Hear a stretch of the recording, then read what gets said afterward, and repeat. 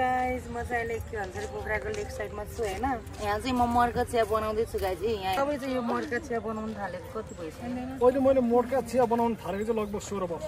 16 वर्ष मर्का चिया पकाउँदैछु। यहाँ हेर्नु त यहाँ भित्र के छ? यहाँ भित्र दुध उमाल्दै छु म।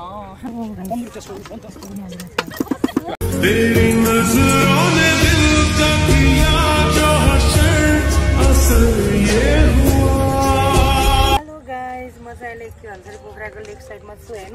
यहाँ चाहिँ म मर्का चिया बनाउँदैछु गाइज। यहाँ हेर्नु यो दुध उम्लिँदैछ। यो दुध उम्लिए पछाडि म चिया पकाउँछु आगोमा। तपाईहरु पनि खाने भए आउनु होला। अनि केमा हालेर दिनुहुन्छ? यो चाहिँ यो गिलासमा खाने। यो गिलासको कति रुपिस पर्छ दाजु? यो गिलासको जम्मा 100 रुपैयाँ। 100 रुपैयाँ गिलास। तपाईहरु पनि खान आउनु होला। मर्का चिया यस्तो बबाल हुन्छ। आगोमा यस्तो आगोमा बनाउँदैछु। आज चाहिँ मैले बनाउँदैछु। तपाईहरु सबैजना आउनु होला भन्न चाहन्छु। यो चिया बेचिसकेपछि यो गिलास सबै सकिन्छ अनि मैले पैसा चाहिँ यो ब्यागमा हालेर जान्छु।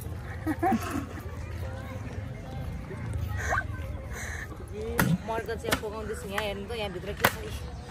यहाँ भित्र दुध उमाल्दैछु म भन्न न। अनि यहाँ मर्का चिया बन्दैछ आगोमा। खाने भए तपाईहरु पनि आउनु टेबलमा।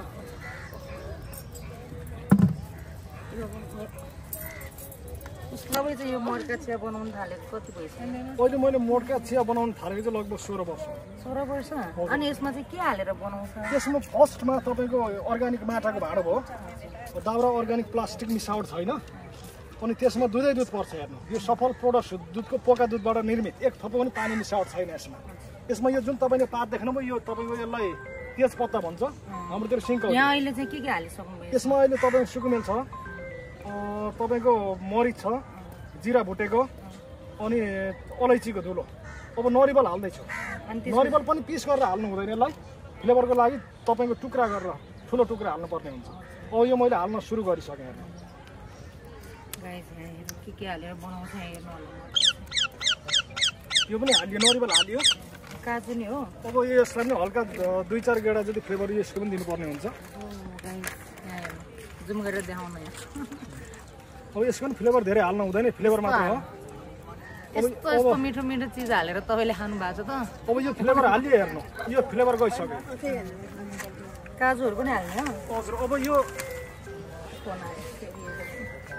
मर्का चियामा यस्तो यस्तो हालेर बनाउँछ गाइस टेबलमा। तपाईहरु पनि खान आउनु। अब तपाईको लगतै यो तपाईको यो के भन्छ यसलाई छकड।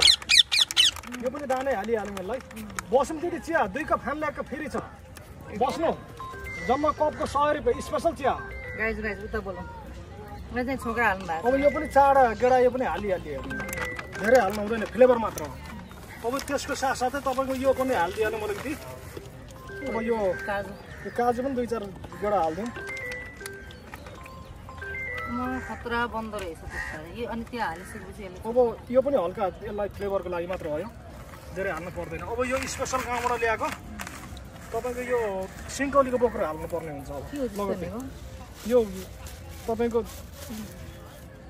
सिङ्कौलीको बोक्रा दालचिनी भन्छ हैन? दालचिनी भन्छ। यो पनि हल्का फ्लेभर दिइहाल्नु हो। त्यसले धेरै धेरै हाल्नु पर्छ। धेरै हाल्नु पर्ने पनि। अब यसको लगत चाहिँ तपाईको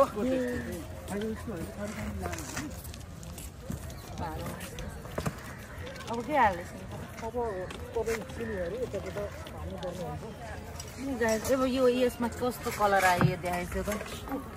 ओ दामी दामी दामी दामी। यो खाँदाखेरि कस्तो होला त? बनाउँदा यति सामान हालिरहेको छु। दहीको चिनी चाहिँ कहाँ पऱ्यो क्या? अब खाने बेला